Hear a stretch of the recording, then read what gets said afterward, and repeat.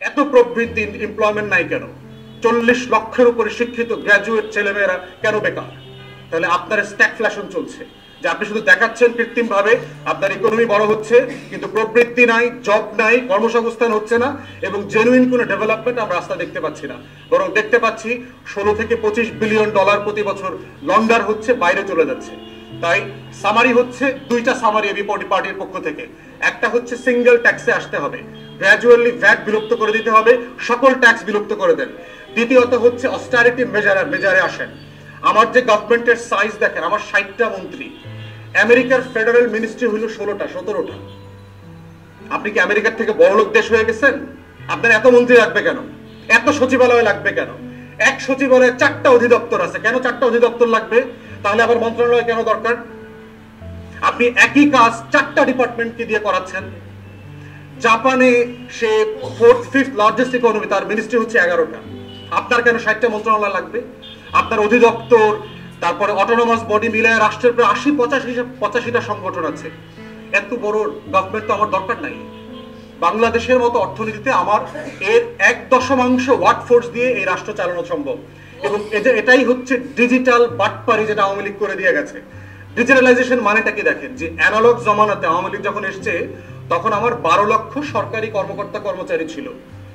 এখন আমার এটা 19 লক্ষ সরকারি কর্মকর্তা কর্মচারী। তাহলে ডিজিটাল হইলে তো কাজের সংখ্যা, ওয়ার্কফোর্স তো কমার কথা। আমার তো 12 লাখ তো 6 লাখে চলে আসার কথা।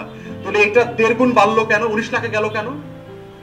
তাহলে রাষ্ট্র যেটা হয়েছে ডিজিটাল হয় নাই, রাষ্ট্র হচ্ছে অ্যানালগ এবং ডিজিটালের একটা খিচুড়ি হয়েছে, যেখানে এখন আপনার প্রত্যেকটা ফর্ম কম্পিউটারে ফিল আপ করতে হয়, ওইটা প্রিন্ট করে আবার ফিজিক্যালি গিয়ে ফাইলে জমা দিয়ে আসতে হয়।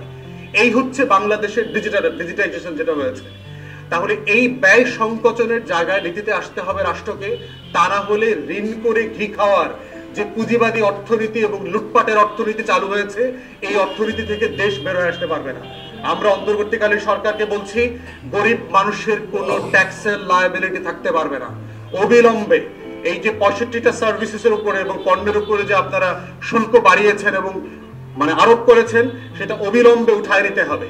এবং আপনারা আয়ের পথ খোঁজেন, ব্যয়ের পথ খোঁজেন, লুটপাট বন্ধ করেন। এখনো লুটপাট বন্ধ হয় নাই। যত পরিমাণ টাকা সাবসিডি দেওয়া হচ্ছে, ওই লুটেরাদেরকে দেওয়া হচ্ছে। স্টক এক্সচেঞ্জের কমিশন যে চেয়ারম্যান, তারপরে হচ্ছে পুঁজিবাজারে যাদেরকে চেয়ারম্যান করা হয়েছে, সিচুয়েশন হ্যান্ডেল করতে পারছে না। তো একের পর আমরা দেখতে পাচ্ছি যে রং সিদ্ধান্ত, ভুল সিদ্ধান্ত। আজকে দেখলাম আপনার রুবায়াত শিবলি, যে সাবেক সিকিউরিটি এক্সচেঞ্জ কমিশনের চেয়ারম্যান ছিল, তাকে একজন উপদেষ্টা এত পরিমাণ শেল্টার দিচ্ছে যে সে এখন ঢাকা বিশ্ববিদ্যালয় ক্যাম্পাসে বিট দর্পে মানে পতিত ছাত্রলীগের নেতাদের মতো ঘুরে বেড়াচ্ছে। সে অ্যারেস্ট হচ্ছে না। তার বিরুদ্ধে এতগুলো মানি লন্ডারিং এর মামলা হয়েছে, কিন্তু তাকে কেউ গ্রেফতার করছে না।